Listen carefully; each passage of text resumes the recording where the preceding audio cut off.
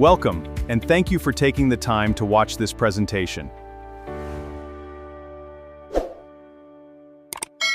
The moment the ink dries on a massive new e-commerce contract, executive leadership starts celebrating. A major top-line revenue win always looks fantastic on the quarterly report.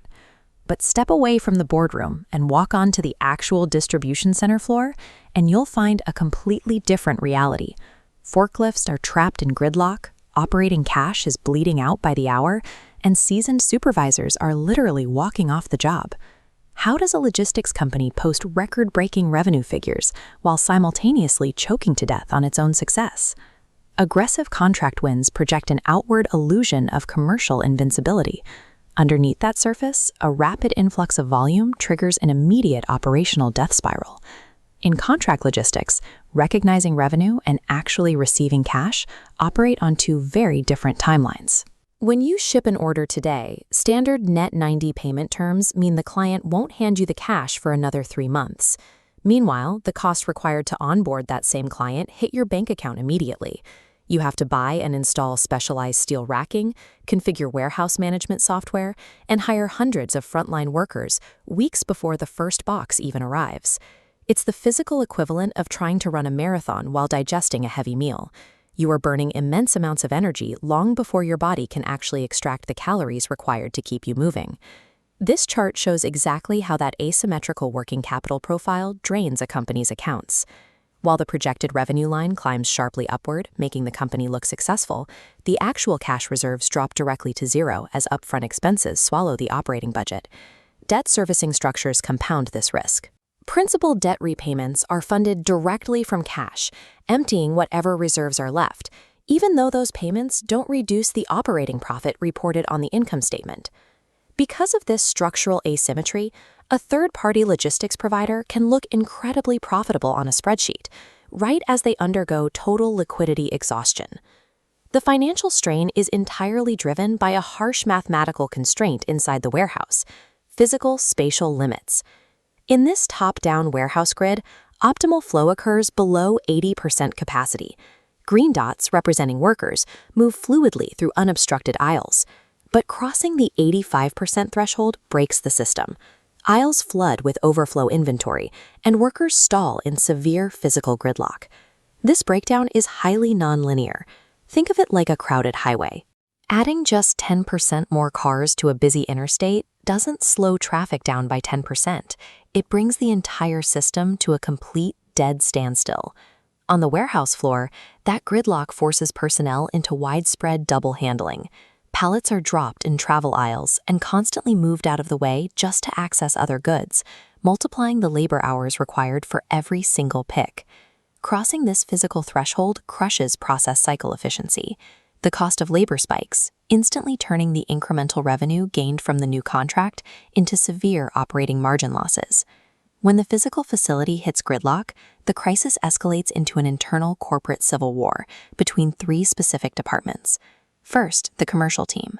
Compensated on gross revenue, sales representatives are heavily incentivized to acquire massive accounts and promise aggressive delivery timelines, usually without ever checking if the warehouse actually has space for the inventory. Next, corporate finance. Watching the profit margins compress from headquarters, they incorrectly assume the floor is operating with massive slack. Their immediate reaction is to mandate strict across-the-board budget cuts and overtime bans. Trapped in the middle is warehouse operations.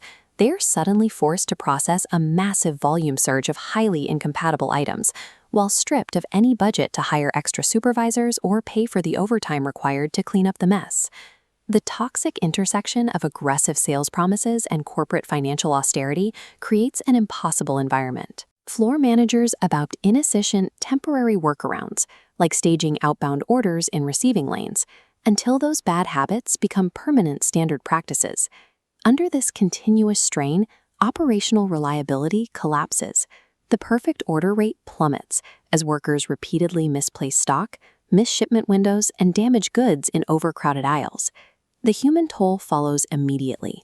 Faced with mandatory overtime, physical exhaustion, and impossible metrics, experienced middle managers and floor supervisors resign to protect their own professional reputations. The commercial fallout is close behind. Frustrated by continuous service failures, delayed shipments, and mounting customer complaints, major anchor clients invoke their termination clauses and pull their contracts entirely. We can track this exact sequence in these two side-by-side charts. This is the dual attrition spiral. The loss of operational leaders causes domain knowledge to plummet to zero, which directly triggers a complete collapse in client volume right after.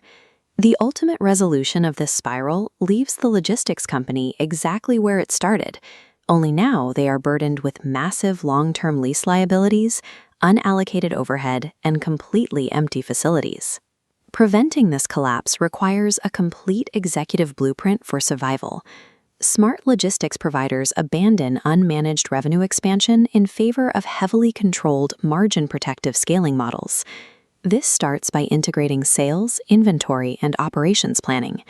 This governance process forces commercial teams to match their volume forecasts against actual physical facility blueprints before any deal is signed.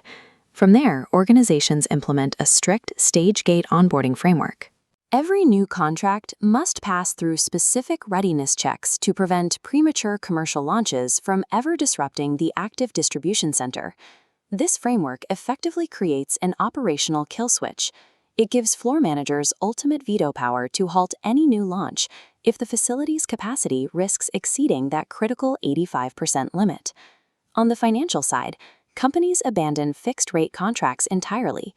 They switch to activity-based costing to protect operating margins from unexpected floor friction and manual labor overruns. They employ dynamic storage pricing.